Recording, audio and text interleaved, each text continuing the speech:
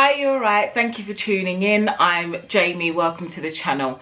I share with you my knowledge and experience of trying to conceive with APS, an autoimmune disease, as well as the stories of my miscarriages and miscarriage awareness. On today's video, I'll be running through my tried and tested tips to try and conceive. We have a lot to get through, so I'm just going to get straight into it. I guess it's super obvious, but you need to stop taking contraception, because the minute that you do, you can get pregnant at any time. You don't need to wait. You can start trying to conceive as soon as you are off birth control. The first period you have after you've been on contraception is called the withdrawal period.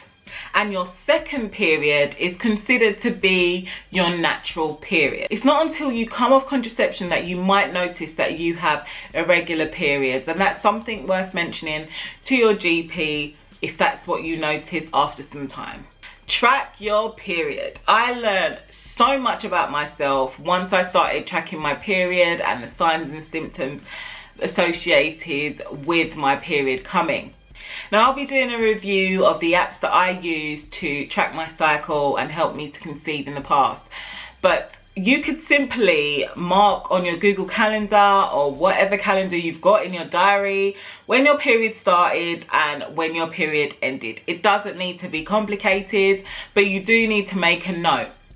You are going to be asked all the time, how long is your cycle? How long, when was your last period? You need to know. It's so easy to be like, oh yeah, my period's normal, it's 28 days, yeah, it's normal. It's probably not. I found out that my cycle is 32 days long, and that obviously affects when I ovulate. So if you don't know when your period started and finished, that is not going to help you on this journey to conceive. Track your ovulation. Now, I know it's so easy to get carried away with all the apps and the gadgets that you can use to track this and track that. People have been getting pregnant without tracking anything for centuries, but I'm going to give you the tried and tested tips that I've used to conceive in the past. Once your periods have regulated themselves, you are able to work out when your ovulation occurs if you track it.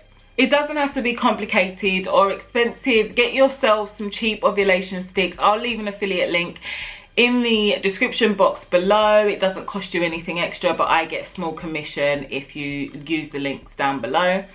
Just so you can start tracking your ovulation from the day that your period finishes until you get that positive ovulation test. When it's your first cycle, sometimes you don't know when you ovulate. So you want to start doing this straight away so that you can get an idea of whether you ovulate on the 14th day or the 18th day, who knows. But the easiest and quickest way to do it is just to start peeing, basically. Chart your basal body temperature. Noting down your temperature first thing in the morning when you wake up can really help to pinpoint the most fertile days. There's a slight increase in your basal temperature 2 to 3 days before you're about to ovulate. And if your basal temperature stays high for more than 18 days, sometimes that's even an indication that you could be pregnant. So it's worth rolling over in the morning and testing your temperature just to see that little spike. So you're trying to make a baby, you're trying to hit the lottery, hit the jackpot, hit the nail on the head. I've run out of analogies, but you know exactly what I'm talking about. You need to time your baby making. It's not cute, it's not romantic, but it has to be done. Thank you so much for taking the time to watch my videos. I really, really do appreciate it. And if you would like to know how you can support the channel further, the links are in the description box. Baby making has nothing to do with spontaneity or any of that good stuff. The egg sticks around for 24 hours, so you have to time it right. That's it. You have to get it right. If you've made it this far in the video, why not hit the subscribe button and give me a like if you liked it. Getting the timing right will give that sperm the best chance of reaching that egg and giving you that baby that you want so badly. When was your last smear test? You can't remember?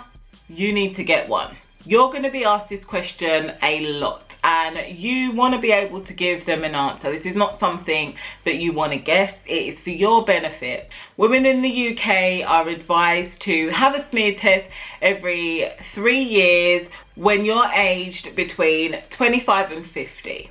Optimize vaginal health. Use a sperm-friendly lubricant. All this practicing can make you a little bit sensitive down below.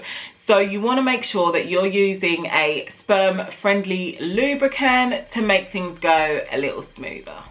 There are so many brands out there and a lot of them are quite expensive. I've tried about 3 of them. I'll leave a link in the description box below to the one that I use, but I'll be doing a review in the future of it anyway. Taking folic acid early on will help your body prepare to care for your tiny little bean. Maybe I should not be talking about bean when I'm talking about vaginas. Yeah. Pee, your tiny little pee. Taking a prenatal vitamin will give your body an extra boost, as well as cutting back on the alcohol, recreational drugs, and eating those greens. That won't do any harm. Know when to look for help with your fertility.